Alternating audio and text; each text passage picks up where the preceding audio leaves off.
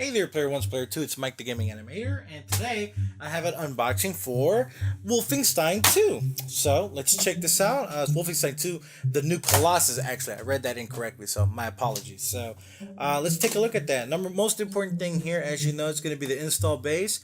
This is a single player game, 49 gigabytes, so it's pretty big. I've actually never played any of the Wolfenstein franchise, so I have no expectation understanding what it's going to be like. I picked up most of these games during Black Friday. I think I paid like $20 for each of these, so I just scoped them up. Let's open it up. The game would be right here. You have your slip covers over here. Same advertising because they're all from Bethesda, so it shouldn't look too surprising. It does have a reversible artwork in here, so that's pretty dope. I like that. I'm a big fan of stuff like that, so I might actually do that because it does look pretty neat.